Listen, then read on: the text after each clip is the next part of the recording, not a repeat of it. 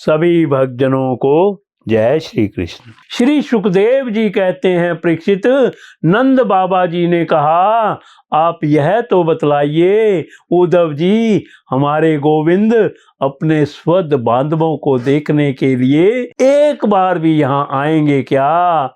यदि वे यहाँ आ जाते तो हम उनकी वह सुघड़ नासिका, उनका मधुर हास्य और मनोहर चितवन से युक्त मुख कमल देख तो लेते। उद्धव जी, श्री कृष्ण का हृदय उदार है, उनकी शक्ति अनंत है।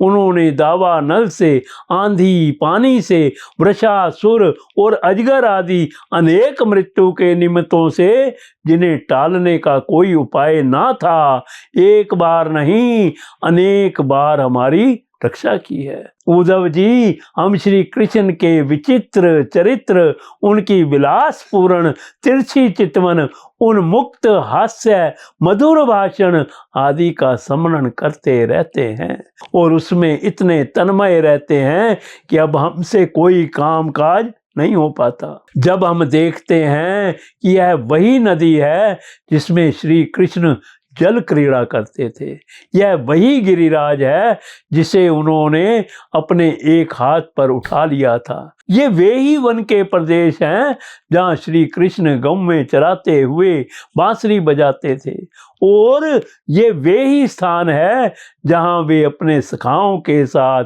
अनेकों प्रकार के खेल खेलते थे। और साथ ही यह भी देखते हैं कि वहाँ उनके चरण चिन्ह अभी मिटे नहीं हैं। तब उन्हें देखकर हमारा मन श्री कृष्णमय हो जाता है। इसमें संदेह नहीं कि मैं श्री कृष्ण और बलराम को देव शिरोमणि मानता हूँ, और यह भी मानता हूँ कि वे देवताओं का कोई बहुत बड़ा प्रयोजन सिद्ध करने के लिए यहाँ आए हैं। स्वयं भगवान गर्गाचार्य जी ने मुझसे ऐसा ही कहा था, जैसे सिंह बिना किसी परिश्रम से ना पान दानना है, पहलवानों और महान बलशाली गजराज कुबलिया पीड़ा को मार डाला, उन्होंने तान ताल लंबे और अत्यंत दृढ़ धनुष्य को वैसे ही तोड़ डाला जैसे कोई हाथी किसी छड़ी को तोड़ डाले। हमारे प्यारे श्री कृष्ण ने एक हाथ से 7 दिनों तक गिरिराज को उठाए रखा था।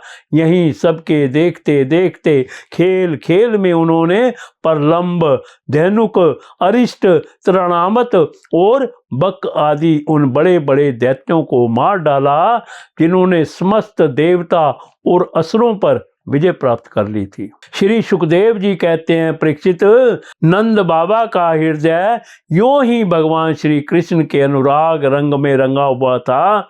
जब इस प्रकार वे उनकी लीलाओं का एक एक करके स्मरण करने लगे, तब तो उनमें प्रेम की बाढ़ ही आ गई। वे विहल हो गए और मिलने की अत्यंत उत्कंठा होने के कारण उनका गला रुंध गया। वे चुप हो गए। यशोदा रानी भी वहीं बैठकर नंद बाबा की बातें सुन रही थी। श्री कृष्ण की एक एक लीला सुनकर उनके नेत्रों से आंसू बहते जाते थे और पुत्र स्नेह की बाढ़ से उनके स्तनों से दूध की धारा बहती जा रही थी।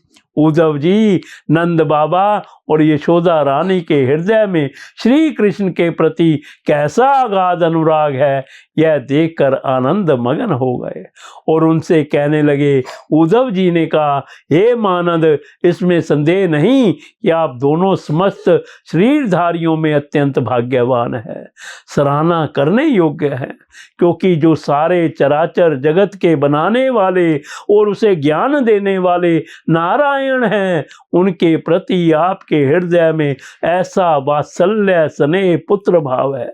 बलराम और श्री कृष्ण पुराण पुरुष हैं। वे सारे संसार के उपादान कारण और निमित्त कारण भी हैं। भगवान श्री कृष्ण पुरुष हैं तो बलराम जी प्रधान प्रकृति।